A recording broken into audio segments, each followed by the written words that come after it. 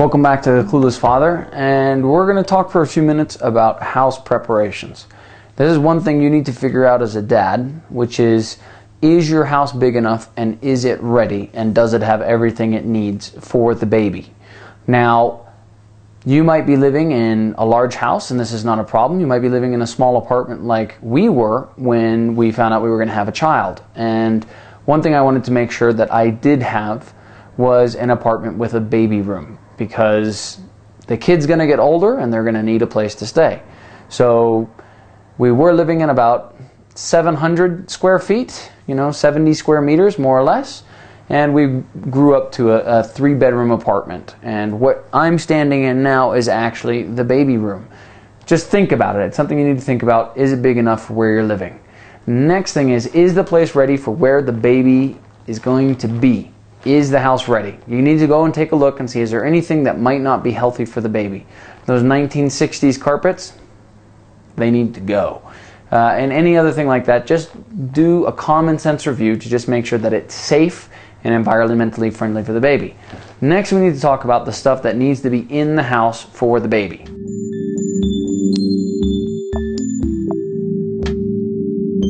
There are 3 items that you cannot live without in your house in terms of modern baby raising. The first, a microwave. That heats up the baby food and all sorts of other good stuff. So make sure you have a microwave. Second is a refrigerator. That gives you a place to store baby food as well as your food and everybody else's food. And the third is a washing machine. You're going to be washing baby's clothes a lot. So make sure you have a washing machine.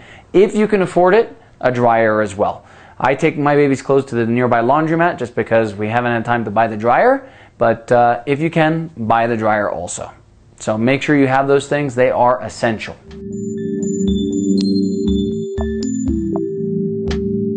Okay, there's one thing you might want to think about getting, which for me was definitely a necessity, which is what I call a keepsake trunk. And it's basically all the stuff that you're buying for your baby, and the little baby clothes and the footprints and the ceramic stuff, old photo albums and stuff.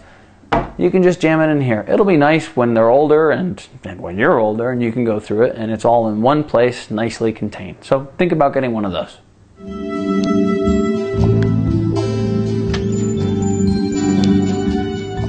Okay, here, this really is the large size crib. They don't need this right now, but as I've mentioned before, I rather have everything ready and not panic later. So this crib pretty much has everything the baby's going to need for the next few years, actually. It has a changing thing on top.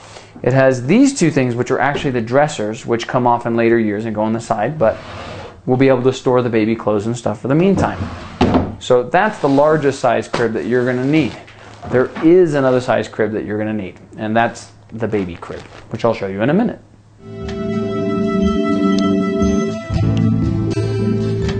So this is our master bedroom, and one thing that you need to get over is that the baby's going to be with you in the master bedroom for at least the first few months, so you can keep an eye on them while you're sleeping and while they're sleeping.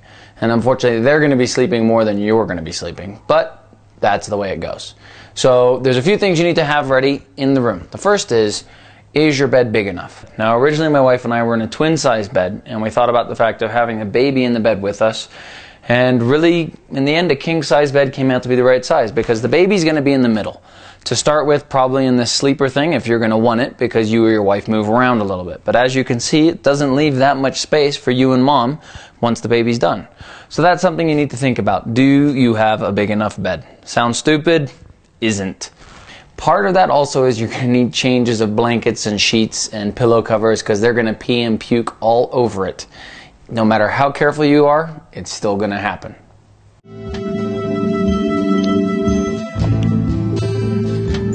Alright, so in our bedroom we have the first baby crib, and this is a smaller size, and this should work up until she's about 3, maybe 4, maybe even 5 months old, but basically until she can crawl out of it and jump on the floor. This is fixed, but it also has a swivel position, which is nice for putting them to sleep. So that's an item you're going to want to keep with you in the bedroom, because it's not always convenient to have them in the bed with you. So That's the smaller size baby crib, and that one stays in your room as opposed to the baby's room. Now, the other things you might want to think about having in the room, depending on the temperature and humidity of your location, is a heater, humidifier, and an AC or a fan. So we have a heater and a humidifier here because right now it's cold and it's dry. So just pay attention to the environment that the baby's in and make sure that it's comfortable for them. And that will make them cry a lot less, which is always a good thing. So there's two other things that you're probably going to want to have in the room too. One is a baby hamper for their laundry, because you're not going to wash your laundry and their laundry together, at least to start. So just having a separate hamper is nice because you can just put their clothes in there and it's there. The other thing is, if the smell of the diapers really bothers you, they make these little diaper trash cans that kill the smell of the diapers. So if it bothers you, you can buy one of those and nuke out the smells. Now, the one last thing I'll comment on that it's good to have in the room is music, because sometimes that helps the baby sleep longer, or those nature sounds like the rain falling and the ocean waves and stuff like that. So it's good to have a source of music in the room, just as a totally separate consideration for the baby. Okay, so that covers pretty much the general house preparations that you're going to need and the items you're going to need in your bedroom to be ready for the baby. I hope that helps, and thanks for watching The Clueless Father, and we'll see you again next time.